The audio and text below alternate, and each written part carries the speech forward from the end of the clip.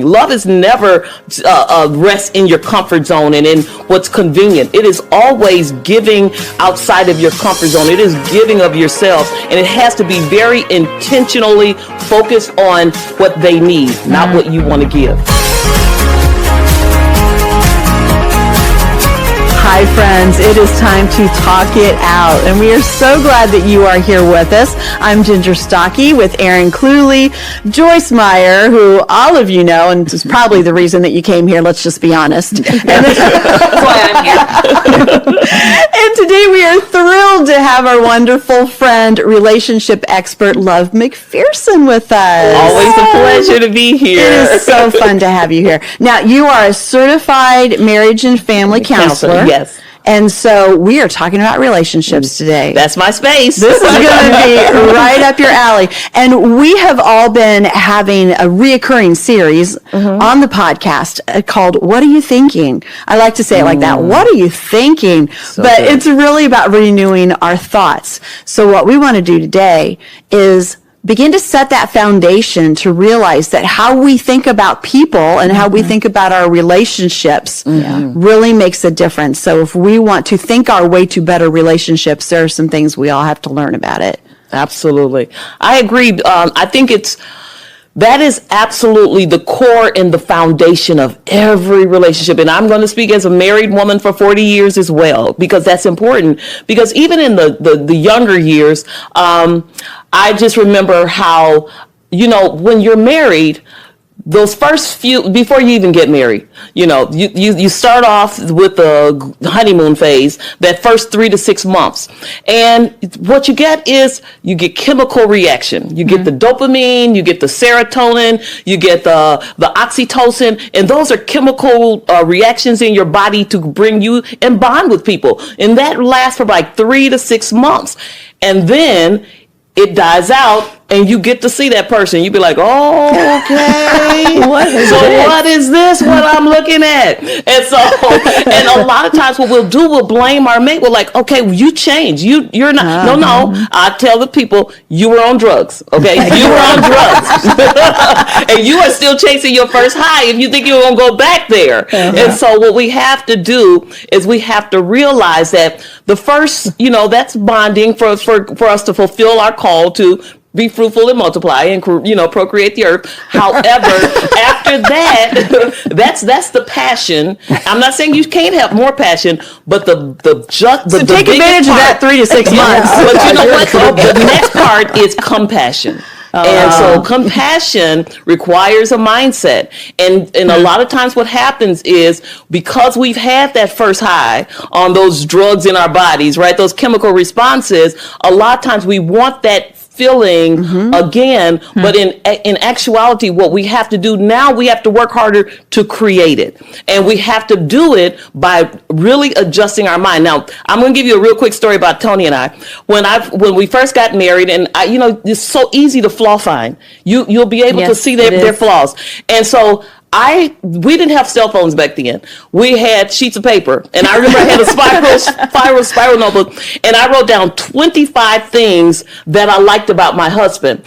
He doesn't stink. That goes a long way. I went all through. Not everyone can put that on the list. Every single day, because they say it ingrains more if you write it. So I would write the same thing in that spiral notebook every single day until I changed my focus. I was reprogramming my mind not to think on those things and to focus on his flaws, because we have negativity bias where we will literally only see the bad and our minds will dump the good. Yeah. Wow. That's good. Yeah, you have to learn to meditate on the things that you like about a person, not the things that you don't like. But I like what you're saying, that you wrote that down day after day after day until it became to help a habit. renew your mind. Yeah. I still like, even though we have computers, I'm doing a study right now in the book of Romans and listening to someone on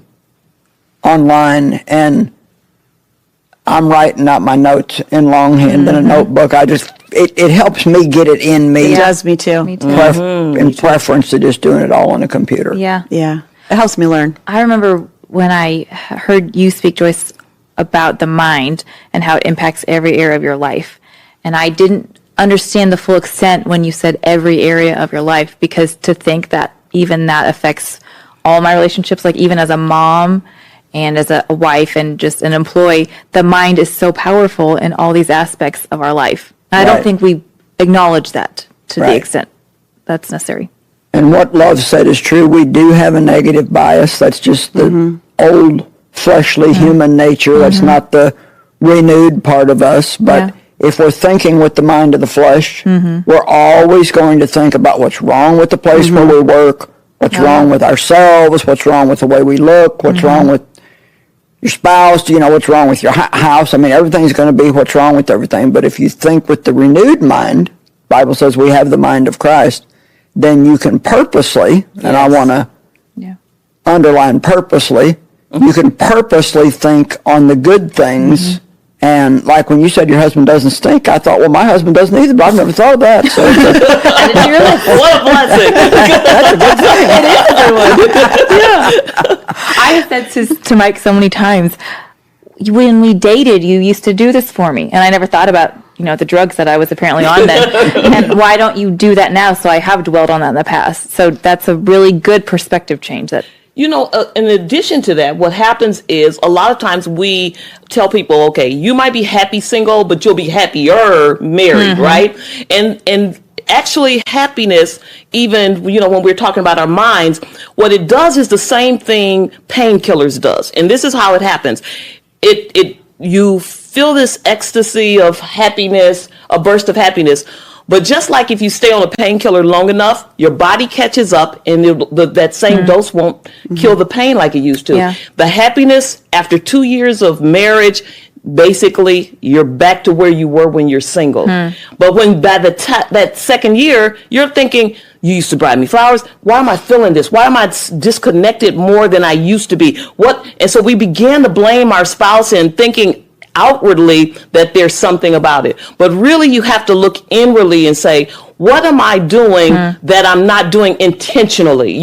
Marriage is all about intentionality. It's not about feeling. Love is never rest in your comfort zone and in what's convenient. It is always giving outside of your comfort zone. It is giving of yourselves. And it has to be very intentionally focused on what they need, not what you want to give. Yeah. And so we have to begin to study our mate. We have to learn how their mind even works. We have to understand what traumas they went through and that they're working through their healing place in overcoming. So all of that is affected in your relationships, but our minds have to be renewed where we're not here to take, even though we will receive, but once you give, and that's a sowing, then you should expect to reap. It all sounds like a lot of work. It does. It is a lot of work.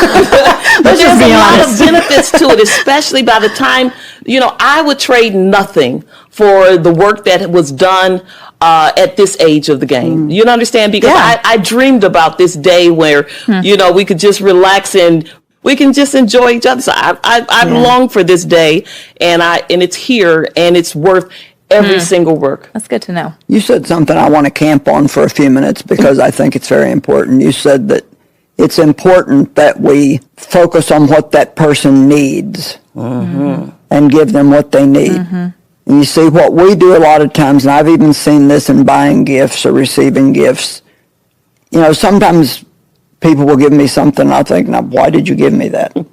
And it's because they liked it. We have a tendency to give people what we like instead of going that extra mile to find out what they like. I bought you a pair of shoes like mine. That's the face I thought I would get. You could probably return them. No, give them to me. I will take them. So I like them on you. Thank you. Just to build you up. But I have a really good example. My husband's a golfer, and I was out on the golf course with him one day, and he wasn't playing very well. Matter of fact, he was playing pretty bad. And so I put my arm around him, and I kept trying to comfort him. I'd pat him on the back a little bit, and he said, stop doing that. Well, I got so rejected. I felt so rejected. And God just spoke to my heart, and he said, you're giving him what you would need in that situation, but that's not what he needs. Yeah. Yeah. See, because as a man, he didn't want me pampering him and, oh, it's okay, and, you'll be all right. He probably wanted me not to notice that he wasn't playing, that he was playing bad. Yeah. But I think that's something that's really important for everybody to hear, especially if you're having a problem in your marriage or any relationship. Yeah. If you're going to be in a good relationship, you have to give some thought to what does the other person need from me, not just what do I want to give them. So good. Yeah, Yeah. I'm seeing that played out right now because my husband just lost his stepdad. And so as we're walking through this grief, I want to respond to him with how I would want to be responded to. And I want to say to him the things I would want to hear. And God has shown me, and it's the Holy Spirit, shut your mouth. Because what that man needs right now is nothing for you to say anything, but you need to be quiet and let him speak. So I'm walking out practically what you're saying, and it's hard because I think I know what he needs, and it's not. Yeah. Yeah. Well, we're going to take a listen to when Joyce was teaching not too long ago and hear what she has to say about how important it is to realize that our thoughts really impact our relationships, and how as we begin to change those thoughts, our relationships will change as well.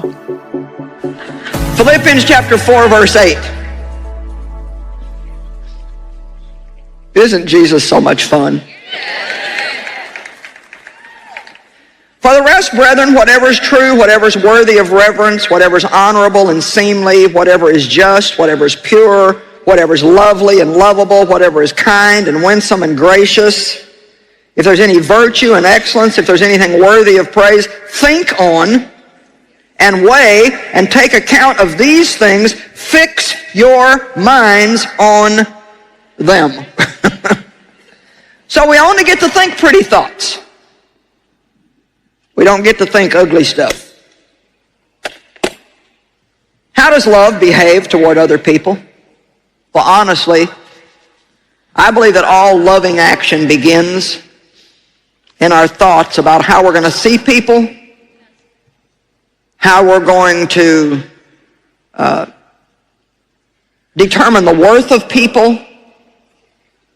Just because everybody out there is not like me, that doesn't mean there's something wrong with them. But I spent a lot of my years thinking that. And some of you are probably still stuck there. Well, what's the matter with you? How could you think that? How could you possibly want to wear that? How could you possibly think your hair looks good? See, just because I don't like something, that doesn't necessarily mean there's something wrong with it. We are not the standard.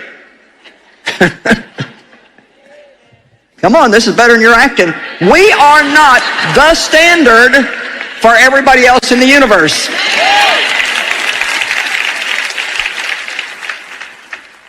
We have rights, and they have rights.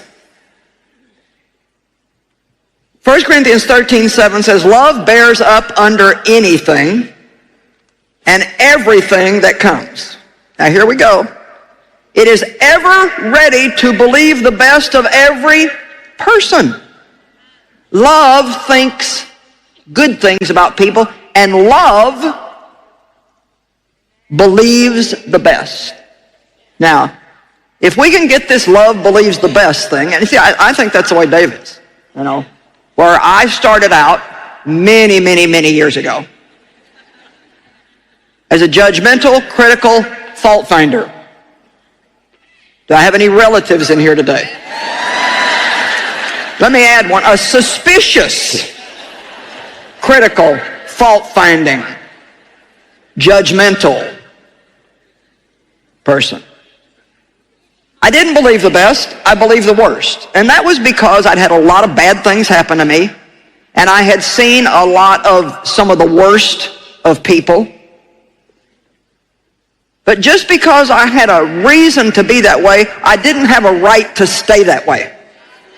Now, I want to say that again. Just because you have a reason to be negative because of things that have happened in the past, once we know the truth, then we have no right to stay that way, because God is offering us a better life, but it's got to be according to His way of getting there, not our own way. And the more we love people, the more we get ourselves off of our minds, the more we smile, the more we take time to listen to other people that we'd really rather not even mess with, the happier we're going to be. How many relationships have been ruined by people thinking suspicious thoughts, by expecting the bad thing to happen? Yeah. I mean, that is So true. a nail in the coffin of a relationship. Right.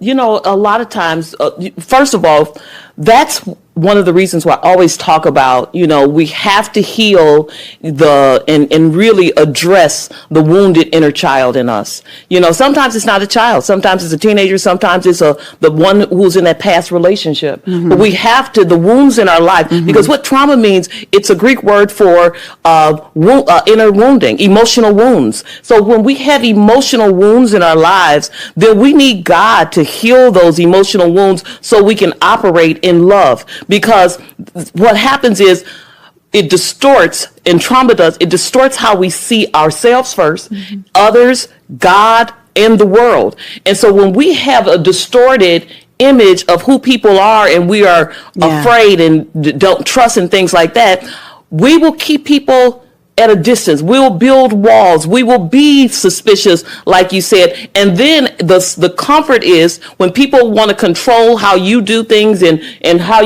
they address, control is because they don't have self-control. So because they don't have the skills to control inwardly, they try to control everybody on the outside. So that will regulate them when we're supposed to have the ability to self-regulate through the word. But if you don't have it, you try to regulate everybody else.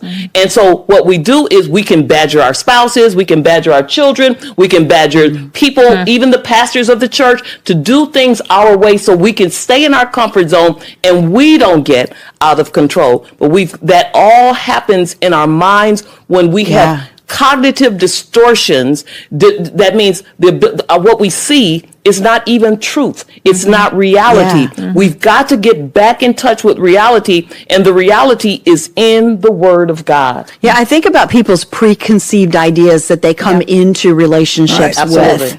And because I'm already thinking this way, and I assume I know what you're doing, how you're thinking, what you meant by that. Yes. And often those things aren't on target at all. It's not at all what's in somebody else's mind. I had someone say that to me once. I was on the receiving end of that. And they said, I'm so sorry for how I treated you. This is how I thought you were going to be based upon what I had heard about you. So that's why I treated you this way. And I was wrong. I didn't know you at all. And I thought, how often do I do that to other people, thinking that I know them based on what I've heard or seen or small experiences with them? It was very eye-opening to me of how that impacts other people.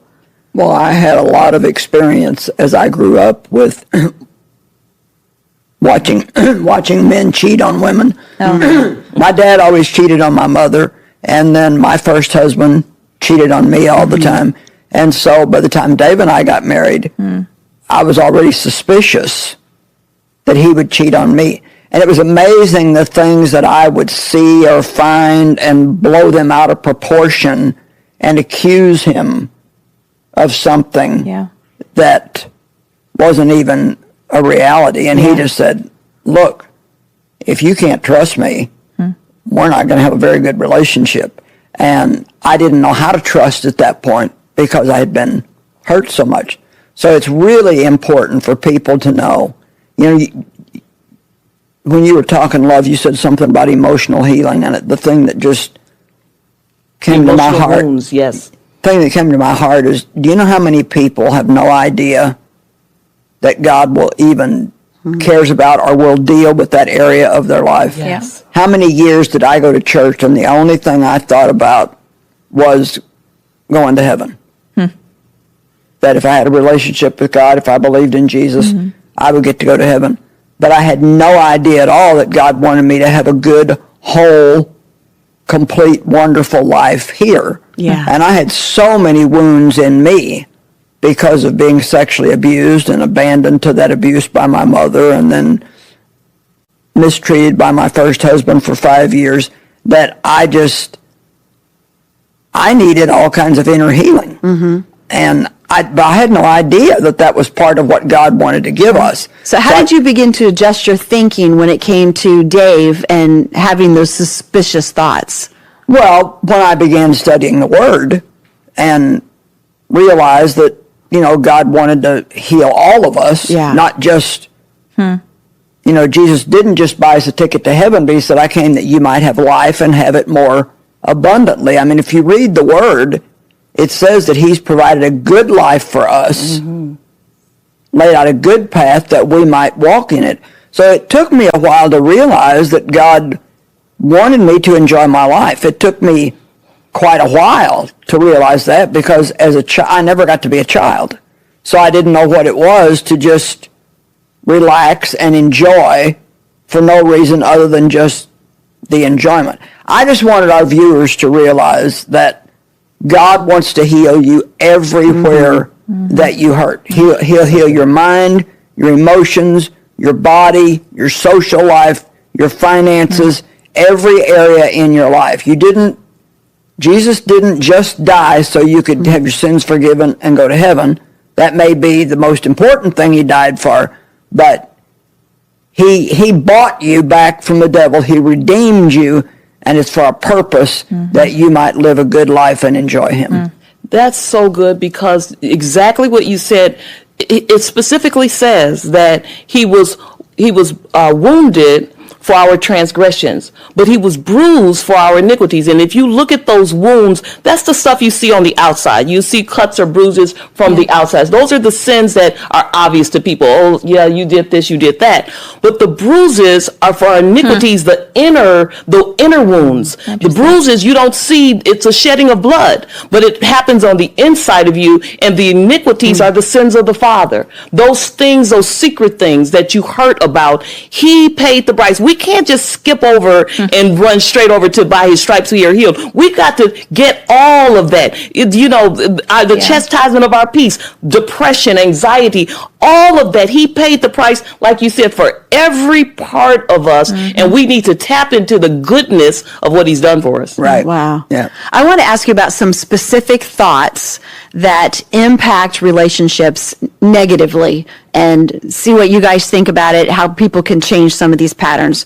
One is the way we think about what we expect out of relationships. Our expectations, unrealistic expectations, cause more problems in relationships. It's like, well, I expected that you would do that when they didn't even know you had that expectation at all. And a lot of times women think men should read our minds. It would be really handy. And men are not like that. Or maybe bad sometimes. So not like that. They're not like that. It's like, well, why didn't you tell me that's what you wanted? Yes. Well, I don't want to have to tell you. I want you to know that but we're different. But they don't know. Men and women are wired differently. They don't think about the same things, that we do. We had this conversation the other night. It's so dumb. I'm kind of embarrassed to say it out loud, but Share. I'm going to tell you. Oh, please tell us. So we were ordering pizza. That's a serious thing in the Cooley household. So there was this new one, and it's spicy, and I'm the only one in the house who likes it. And so I was looking at it, and I said, oh, okay. And then I give the phone back to Mike. And he said, did you order it? And I said, no. But he heard me say that I really liked the sound of it. Well, he places the order. And I said, did you order me that spicy pizza? And he says, no, you said you didn't want it. And I said, I did say that, but you knew that I wanted it. So you should have ordered it. He was like, but you told me not to. And I said, it doesn't matter. You knew what I wanted. That's totally perfect. Isn't that embarrassing? I get to blame it on you that I He was like, I don't even know what has happened. I don't even know what happened. I'm sorry. That's exactly the kind of stuff that people do and go through, but so often you move through that so fast you don't even really realize what happened. So you blame the other person. Oh, I did. And you're mad, and they don't get it. I mean, it's just not the way they think. No. So how do we change our expectations?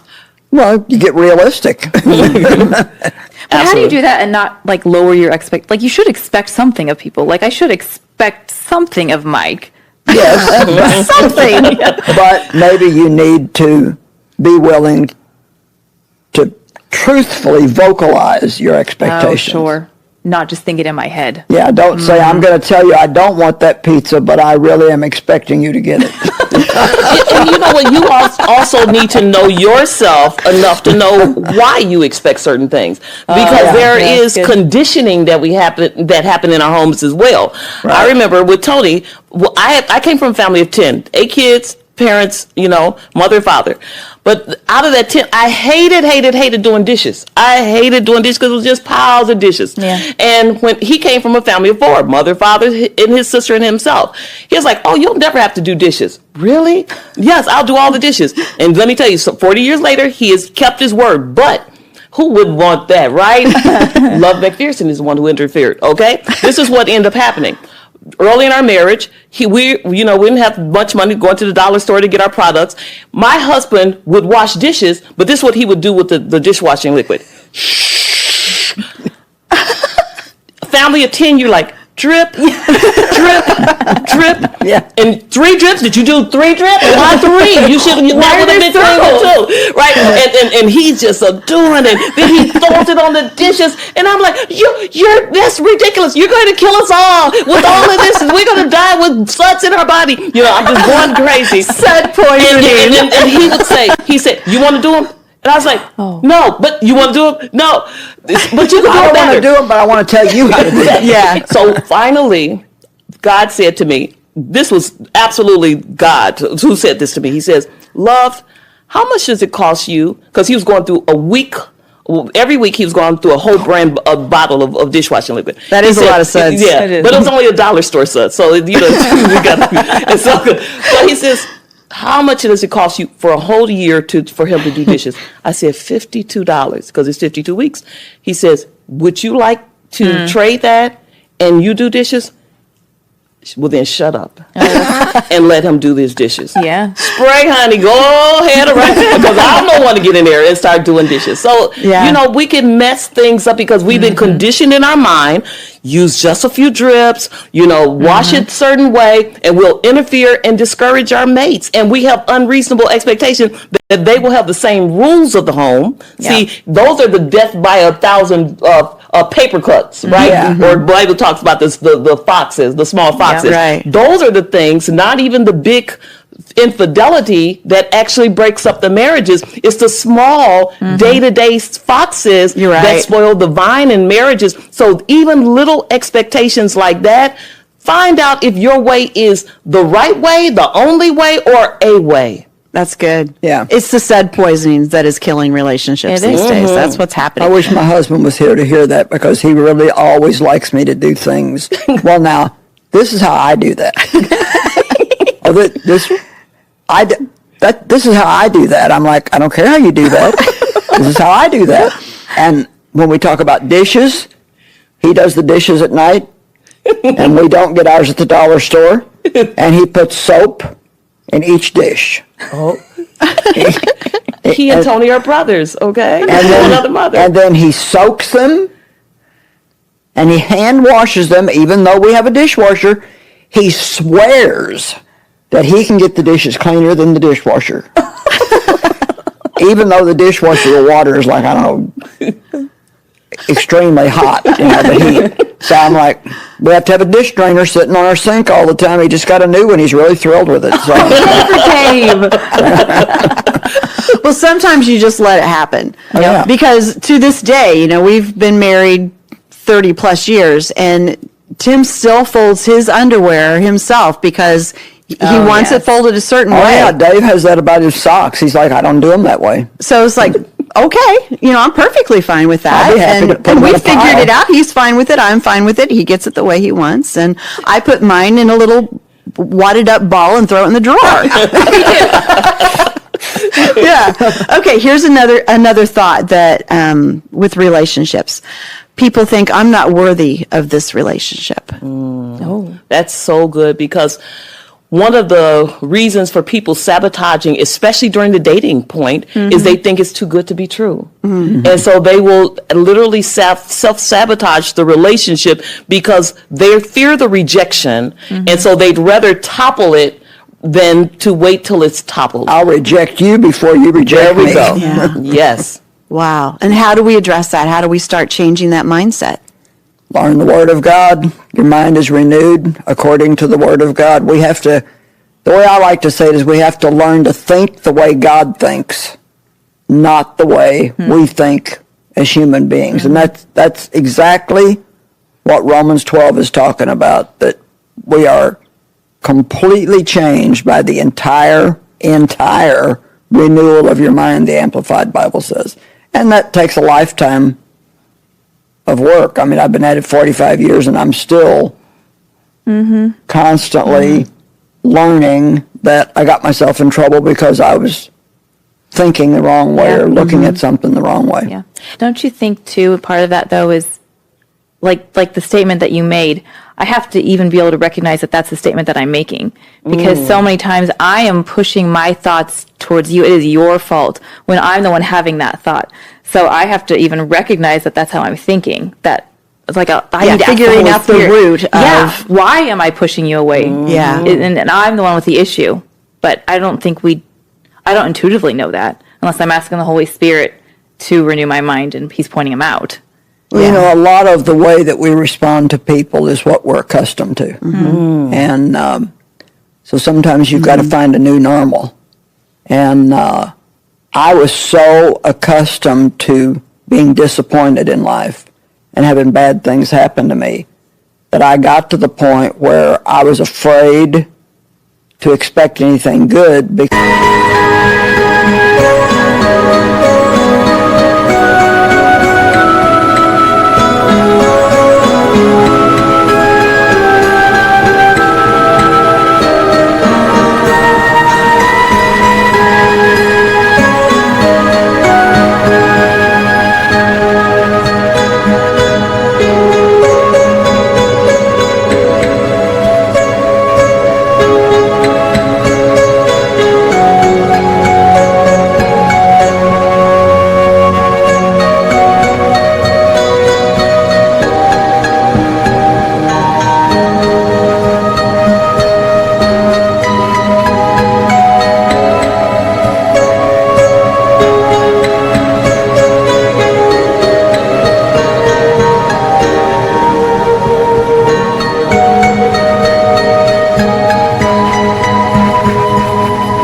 I didn't want to face another disappointment.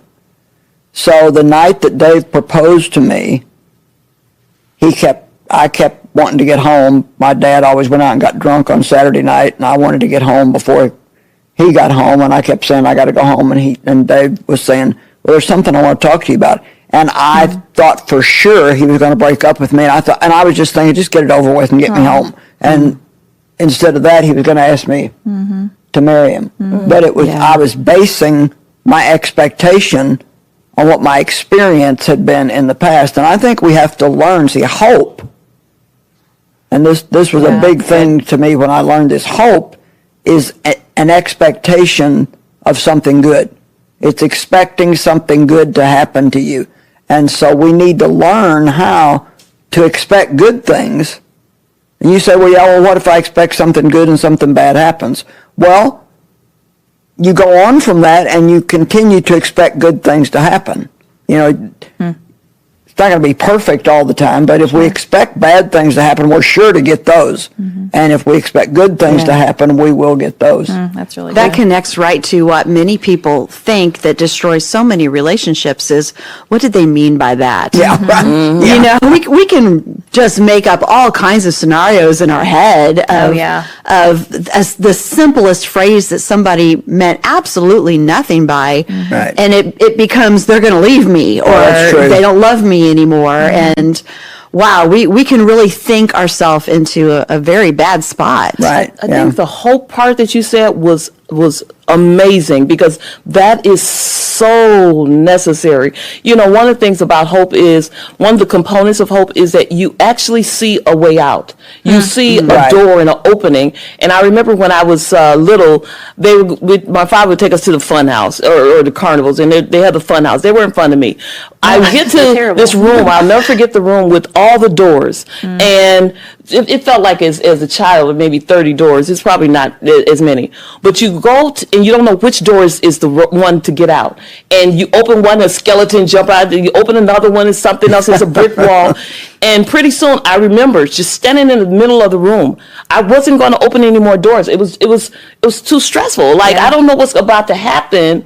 As I'm just going to stand here. That sounds awful. It does. It is. And so I remember somebody else found the door, and they were like, "Come this way. It's this door." But a lot of times, even in relationships, after we open the first one, oh, that's a ghoster. They led me on. This is a cheater. And we open so many doors of our lives and are disappointed that it's not the exit, or it's a brick wall. Man, I was there for 2 years and it didn't go anywhere. And then somebody says, "Come this way," and God says, "Come this way." We stop trusting. Well, Jesus says, "I am the door." I am the door. See? And so when we realize that's the door, that's our hope. We hope and we walk through the door. You know, I can make a sermon out of that. Good. Absolutely. What are you going to charge her for that? I'll call it the fun house. Absolutely. Okay, here's one more thing about the way we think. We think, how can they love me better instead of how can I love them better? Yeah. I mean, that's one that I think we all realize, but it's still so basic to us. It's I need this. And when we begin to think, what do they need, and giving that to them, then we do find that they're loving us better at the same time.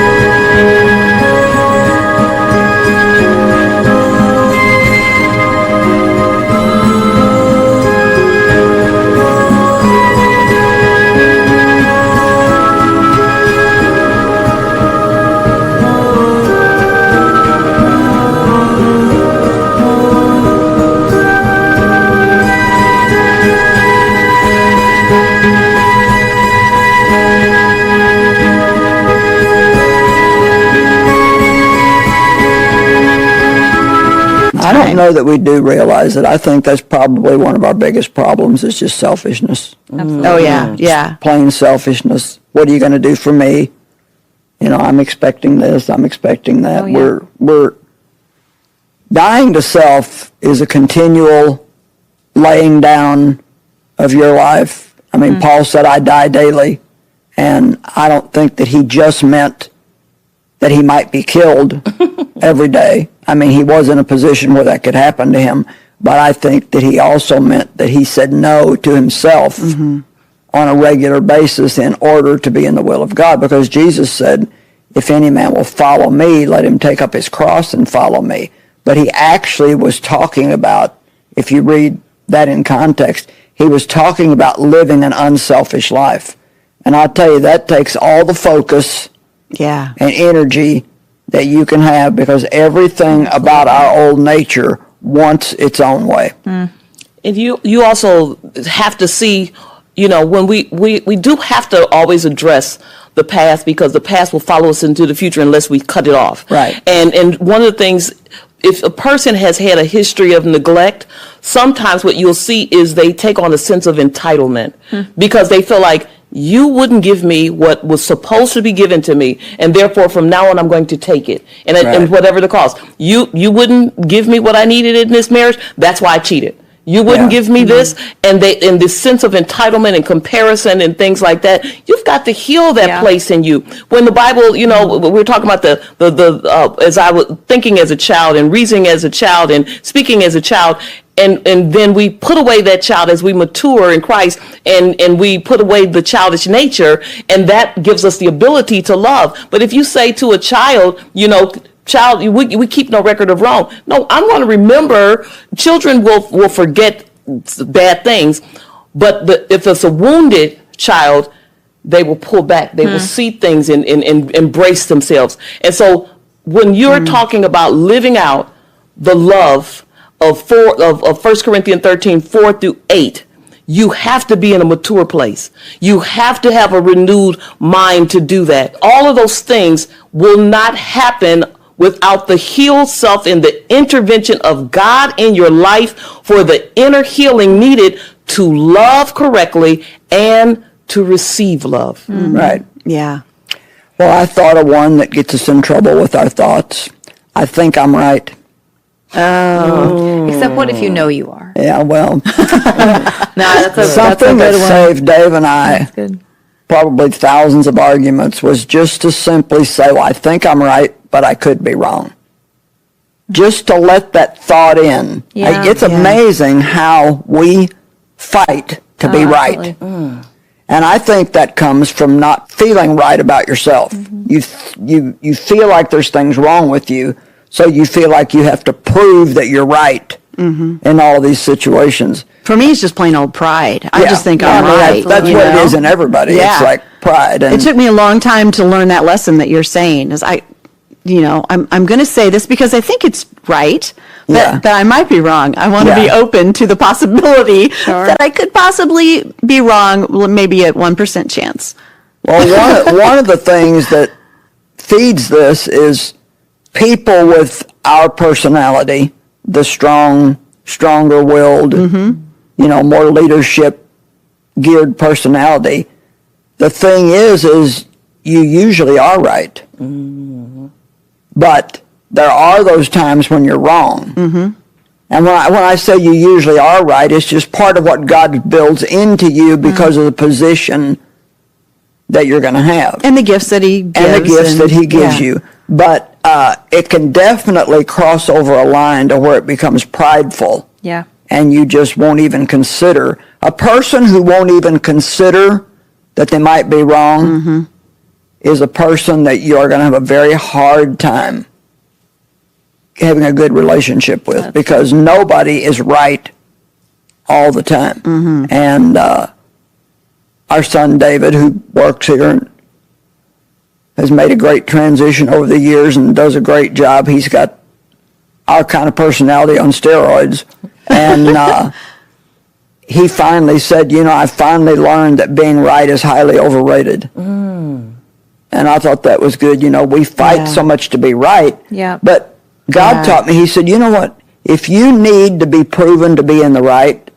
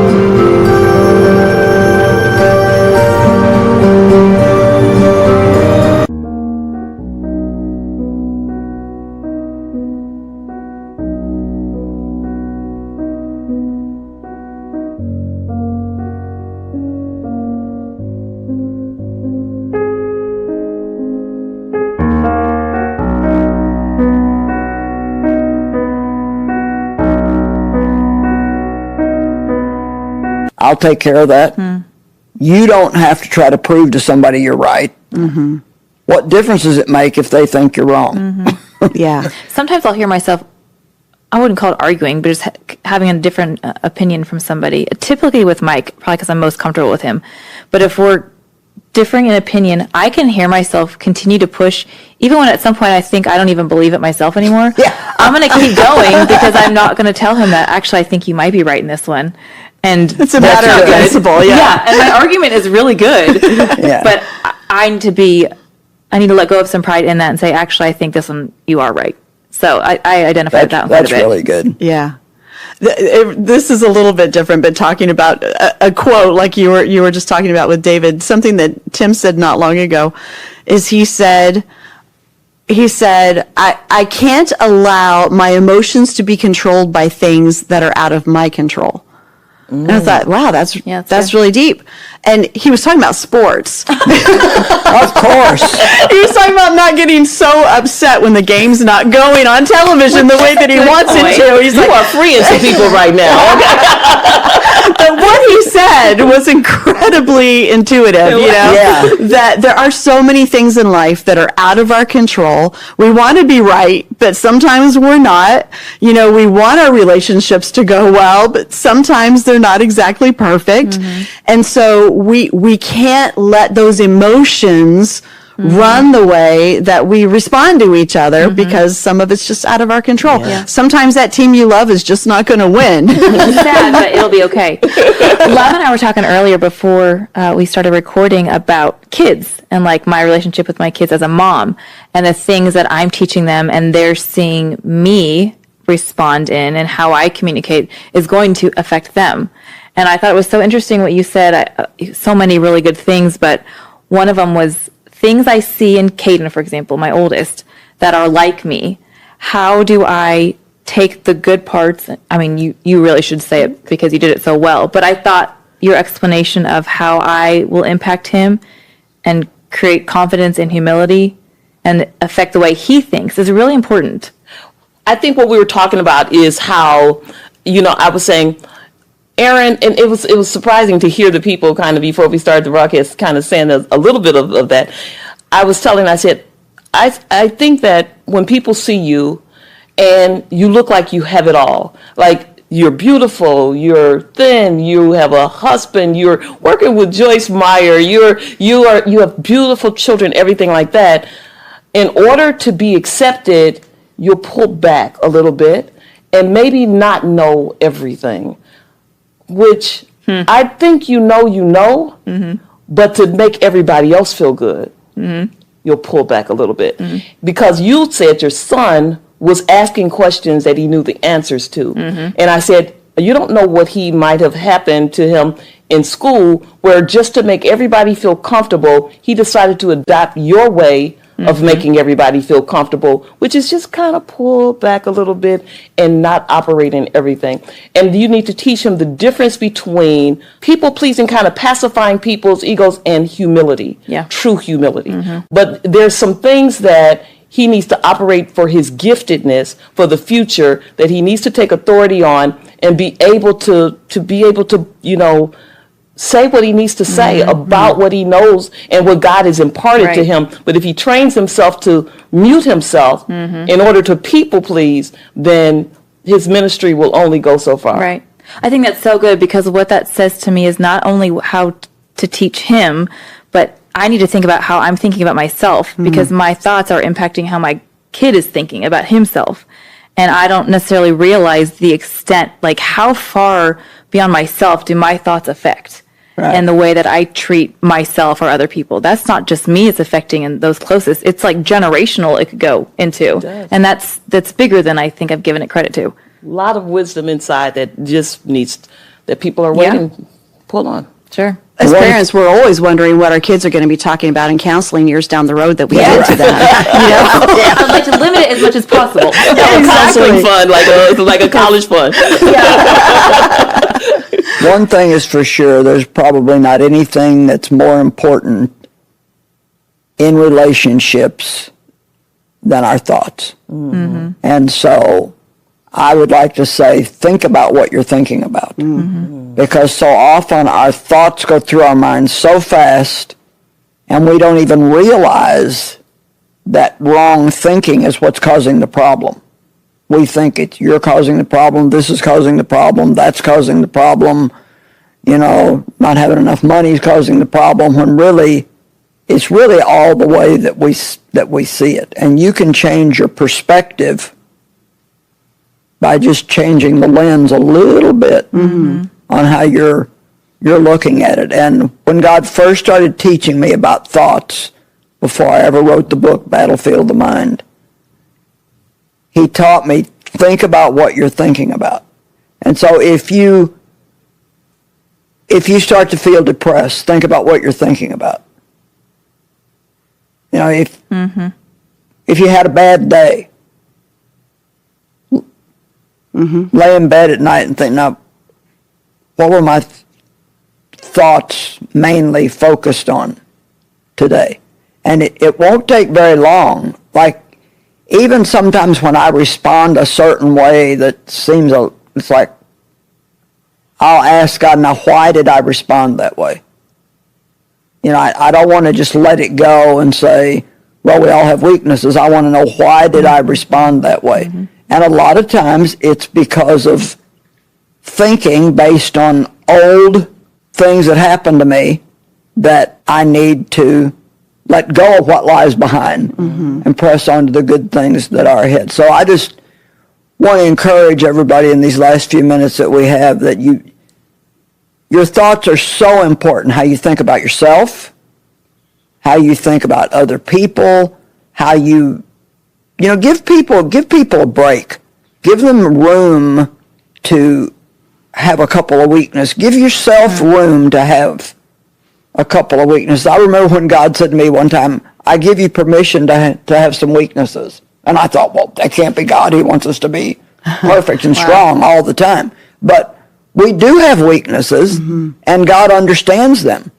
He's not mad at us all the time because we have weaknesses. I was talking yesterday in some teaching that I was doing about when Jesus washed his disciples' feet, and he said to them, you're all clean except one of you. And he was talking about Judas, and I thought, well, how could he say you're all clean when Peter was getting ready to deny him? But what he saw their weaknesses, but he knew they weren't wicked. And there's a difference. Wow, yeah. I'm not a wicked person. I desire to do everything right. I love God with all my heart, but I do have weaknesses. Yeah. And a few mornings ago, I was still just waking up, and I heard the Lord say to me, Joyce, do you love me? And I said, yes. And then he said it again. Joyce, do you love me? And I said, yes. And then I heard him say the most precious thing, that's all I require. Wow. Oh, wow. That's awesome. That's all I require. Yeah. That's huge. Yeah. Yeah. Well, what a perfect way to end this discussion. Thank you all so much. Love, it's been so good. fun having you here. She left me at the you might have flaws, but he's not wicked. I'm like, oh Yeah. my God, if we could all look at our relationships like that. Yeah. That was so good. That's what grace is all about, isn't it? I'm so grateful that God has that kind of love for us. And we want our viewers today to relax and not have to feel like you're on this treadmill of trying to be perfect all the time. Just love God. That's what he wants. He wants to love you, and he wants you to love him. And the more you love God, the more your character will change. Yeah. And that's how you'll become more and more like him. So here's a scripture to end on as we figure out how to walk this out, changing the way we think about our relationships. James 1, verses 19 through 20. My dear brothers and sisters, take note of this. Everyone should be quick to listen, slow to speak, and slow to become angry, because human anger does not produce the righteousness that God desires. God knows your heart. And so that's exactly what Joyce was talking about. Just slow down and give yourself a break. Be slow to speak sometimes and listen a little bit more. And I think you'll see some big changes in your relationships. But thank you all again. It's been so fun. We look forward to the next time that we all talk it out together. We'll see you then. Bye-bye. Bye-bye. Bye-bye.